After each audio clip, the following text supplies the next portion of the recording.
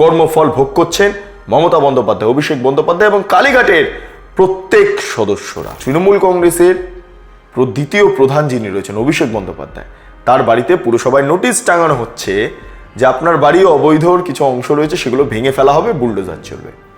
আপনি স্পেসিফিক্যালি জিজ্ঞেস করুন কোন অবৈধ অংশ, যে অবৈধ অংশ মার্ক করে দেবে উত্তর আমার থেকে নিয়ে যাবে। কারা পোস্টপোল ব্যালেন্সের শিকার হচ্ছেন জানেন?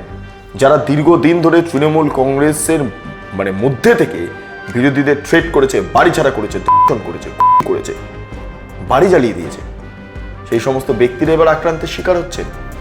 তাদের বিরুদ্ধে এবার ফাইলও খোলা হয়েছে পোস্টপোল ভায়োলেন্সের। কোথায় গেল শওকত মোল্লা? কোথায় গেল জাহাঙ্গীর খান? শাহজাহানের কি অবস্থা জেলের ভেতরে? কোথায় তারা? কোথায়? এই বিরোধী দলের তরফে বলা হচ্ছে দরজা খোলা হচ্ছে না, আমাদের কাজ করতে দেওয়া হচ্ছে না, এখানে গণতন্ত্র হস্তক্ষেপ হচ্ছে, ইত্যাদি ইত্যাদি।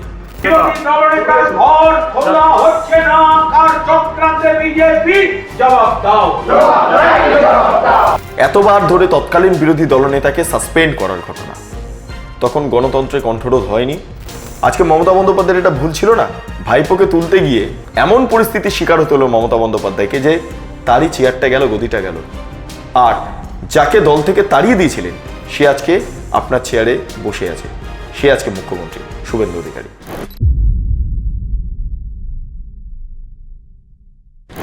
কর্মফল এই মুহূর্তে তৃণমূল কংগ্রেসের অত্যন্ত গুরুত্বপূর্ণ একটা বিষয়।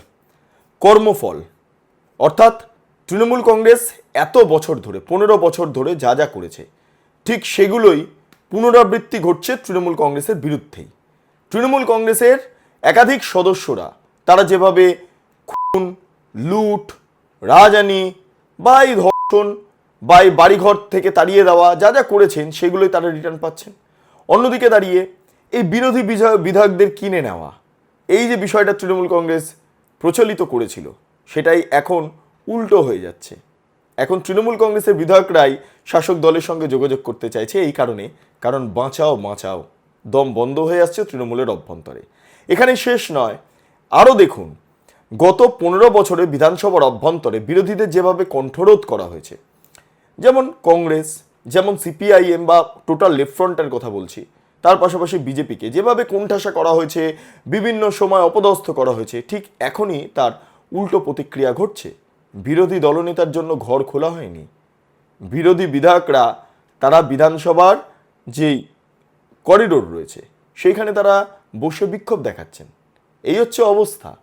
অর্থাৎ কর্মফল এই মুহূর্তে মমতা বন্দ্যোপাধ্যায়ের কাছে এবং অভিষেক বন্দ্যোপাধ্যায়ের কাছে একটা কাঁটার মুকুট। হ্যাঁ, কর্মফল ভোগ করছেন মমতা বন্দ্যোপাধ্যায়, অভিষেক বন্দ্যোপাধ্যায় এবং কালীঘাটের প্রত্যেক সদস্যরা। নমস্কার, আপনারা দেখছেন বেঙ্গল লিবার্টি, আমি বিট্টু রায়চৌধুরী। কর্মফল, প্রথমে আপনারা মনে করুন ঠিক 2011 সালে পালা পরিবর্তন হয়ে গেল, অর্থাৎ লেফট ফ্রন্ট থেকে তৃণমূল কংগ্রেসের হাতে সরকার এলো। আসার পরে কি হলো? গোপনে যোগাযোগ শুরু হলো তৃণমূল কংগ্রেসের তরফে সিপিএম নেতাদের কাছে, বিধায়কদের কাছে, আপনারা আসুন দলে যোগ দিন। প্রথমে রেজ্জাক মোল্লা চলে গেলেন রাইটার্সে, সেখানেই খাওয়া দাওয়া করলেন। চাষার বেটা রেজ্জাক মোল্লা প্রয়াত তিনি, কিন্তু তিনি আরেক কমিউনিস্ট নেতা হয়ে যখন মমতা বন্দ্যোপাধ্যায়ের সঙ্গে যোগাযোগ করলেন, বামেদের অভ্যন্তরে একটা সমালোচনা ঝড় বইতে শুরু করলো, বিভিন্ন বক্তব্য সামনে আসতে শুরু করলো। তারপর ক্রমে দেখা গেল রেজ্জাক মোল্লা দল পরিবর্তন করে ফেললেন, একদম লাল চাষার বেটা হয়ে গেলেন সবুজ চাষার বেটা।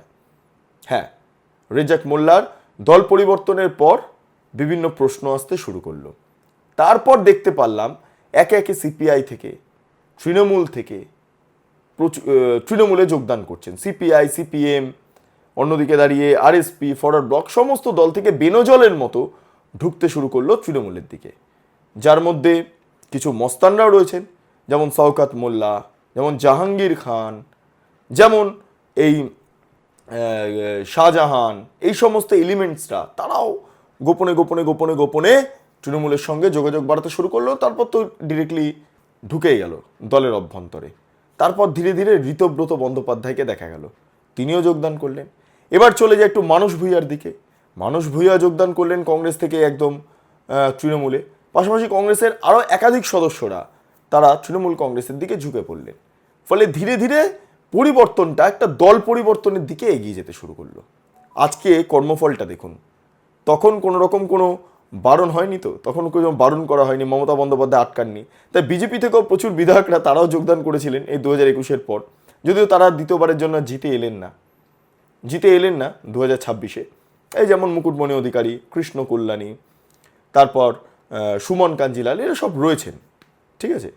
যাই হোক, মমতা বন্দ্যোপাধ্যায় কিনে নিয়েছিলেন এইসব বিধায়কদের।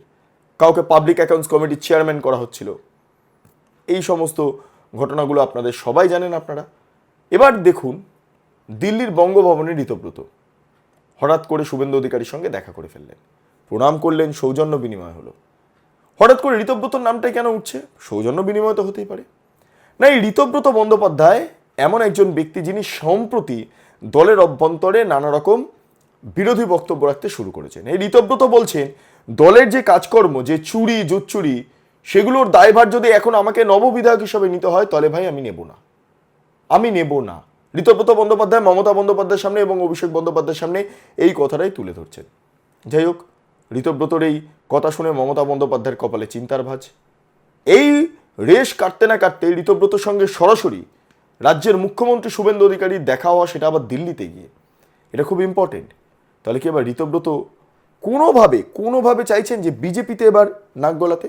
যদিও বিজেপি তরফে সাফ জানিয়ে দেওয়া হচ্ছে, পরমব্রত থেকে ঋতব্রত কাউকে নেওয়া হবে না। তবুও তো একটা চেষ্টা রাখতে হয়, তাই ঋতব্রত সেই চেষ্টাটা করছেন। আর মমতা বন্দ্যোপাধ্যায় দেখছেন, বুঝছেন এটাই তো আমরা করেছিলাম, সেই ঘটনা পুনরাবৃত্তি এবার আমাদের সঙ্গে ঘটছে। এবার ঋতব্রতর প্রসঙ্গ ছেড়ে দিলাম, চলে যাই একটু এই বাড়ি দখল ইত্যাদি বিষয় নিয়ে। এতদিন ধরে তৃণমূল কংগ্রেস বাড়ি দখল করেছে, জমি দখল করেছে, জমি চুরি করেছে, বাড়ি চুরি করেছে। আর আজকে সেই তৃণমূল কংগ্রেসের দ্বিতীয় প্রধান যিনি রয়েছেন অভিষেক বন্দ্যোপাধ্যায়, তার বাড়িতে পুরসভায় নোটিশ টাঙানো হচ্ছে যে আপনার বাড়ি অবৈধর কিছু অংশ রয়েছে, সেগুলো ভেঙে ফেলা হবে, বুলডোজার চলবে। যারা এসব প্রশ্ন করছে, কলকাতা পুরসভাকে জিজ্ঞেস করুন অবৈধ অংশটা কোথায়, আগে জিজ্ঞেস করে আসুন, তারপর আমার থেকে উত্তর নেবেন। আপনি স্পেসিফিক্যালি জিজ্ঞেস করুন কোন অবৈধ অংশ, যে অবৈধ অংশ মার্ক করে দেবে, উত্তর আমার থেকে নিয়ে যাবেন। ভাবা প্র্যাকটিস করুন। কর্মফল এটাকেই বলা হয়। এবার এত লোকের বাড়ি চুরি করে, দখল করে তৃণমূল কংগ্রেস যে রাজত্ব তৈরি করেছিল, এবার নিজের বাড়ি সামলাতে কার্যত হিমশিম খেতে হচ্ছে অভিষেক বন্দ্যোপাধ্যায়কে, মমতা বন্দ্যোপাধ্যায়কে, তৃণমূল কংগ্রেসের সুপ্রিমোদের। এখানেও শেষ নয়। এবার দেখুন, প্রচুর পোস্টপোল ভায়োলেন্সের অভিযোগ নাকি উঠে আসছে এই মুহূর্তে। কিন্তু অদ্ভুতভাবে 2021-এ কি ঘটেছিল? কতজনের মৃত্যু ঘটনা ঘটেছিল? কর্মফল। আর কারা পোস্টপোল ভায়োলেন্সের শিকার হচ্ছেন জানেন? যারা দীর্ঘদিন ধরে তৃণমূল কংগ্রেসের মধ্যে থেকে বিরোধীদের থ্রেট করেছে, বাড়ি ছাড়া করেছে, ধর্ষণ করেছে, বাড়ি জ্বালিয়ে দিয়েছে, সেই সমস্ত ব্যক্তিরা এবার আক্রান্তের শিকার হচ্ছেন। তাদের বিরুদ্ধে এবার ফাইলও খোলা হয়েছে পোস্টপোল ভায়োলেন্সের। পাপ বাপকেও ছাড়ে না, একটা শব্দ রয়েছে, সেটাই ঘটছে এবং সেই কারণের জন্যই আজকে কর্মফলে ভুগছেন বা কর্মফল ভোগ করছেন তৃণমূল কংগ্রেসের ছোটোখাটো মস্তান গুন্ডারা। কোথায় গেল শওকত মোল্লা? কোথায় গেল জাহাঙ্গীর খান? শাহজাহানের কি অবস্থা জেলের ভেতরে? তারা কোথায়? খুঁজে পাবেন না, তারা হাওয়া। এটা হলো কর্মফল। আচ্ছা, এইখানে এবার ছেড়ে দিলাম, আরেকটু এতে যাই।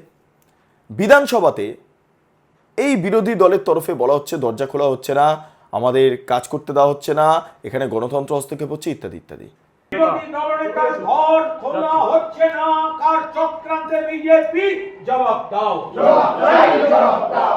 গত 5 বছর যদি আমি বিধানসভাটাকে একটু ভালো করে দেখি, পাবলিক অ্যাকাউন্টস কমিটি নিয়ে কেমন কাজ করেছেন তৎকালীন স্পিকার বিমান বন্দ্যোপাধ্যায়, তৎকালীন মুখ্যমন্ত্রী মমতা বন্দ্যোপাধ্যায়।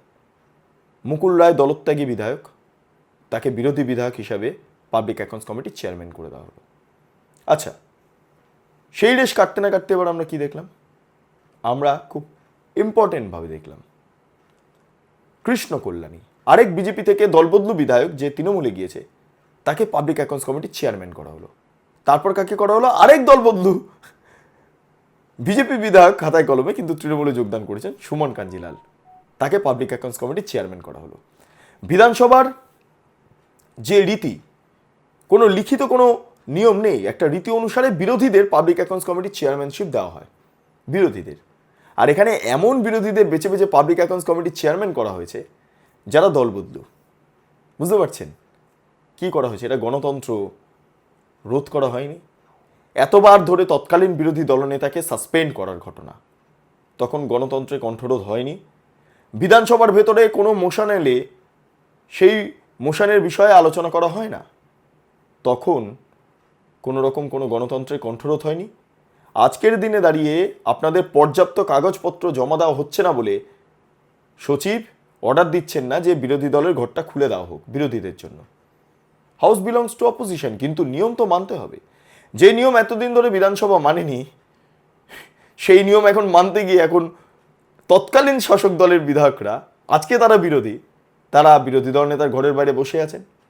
এটাকে বলা হয় কর্মফল।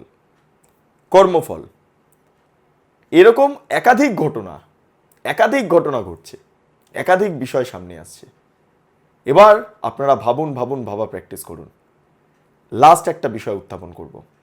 এই মমতা বন্দ্যোপাধ্যায় এবং অভিষেক বন্দ্যোপাধ্যায় শুভেন্দু অধিকারীকে দল থেকে তাড়িয়ে দিয়েছিলেন মানে এমন একটা পরিস্থিতি করেছিলেন যে শুভেন্দু অধিকারী যাতে দল ছেড়ে দেন। আজকে মমতা বন্দ্যোপাধ্যায়ের এটা ভুল ছিল না? ভাইপোকে তুলতে গিয়ে এমন পরিস্থিতির শিকার হতে হলো মমতা বন্দ্যোপাধ্যায়কে যে তারই চেয়ারটা গেল, গদিটা গেল। আর যাকে দল থেকে তাড়িয়ে দিয়েছিলেন সে আজকে আপনার চেয়ারে বসে আছে, সে আজকে মুখ্যমন্ত্রী শুভেন্দু অধিকারী। এটাও কর্মফল।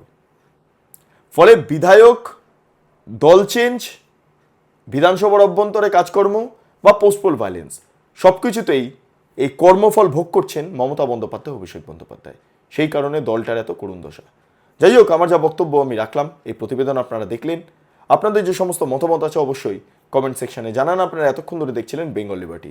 চ্যানেলটি অবশ্যই ভালো লাগলে লাইক করুন, সাবস্ক্রাইব করুন, শেয়ার করুন, বেল আইকন ক্লিক করুন www.bengalliberty.com। সেখানে ক্লিক করুন, সমস্ত খবর আপনাদের জন্য সাজানো রয়েছে। স্বাধীন, কাঁচিন এবং গেরিলা সাংবাদিকতার পাশে দাঁড়ান। অসংখ্য ধন্যবাদ।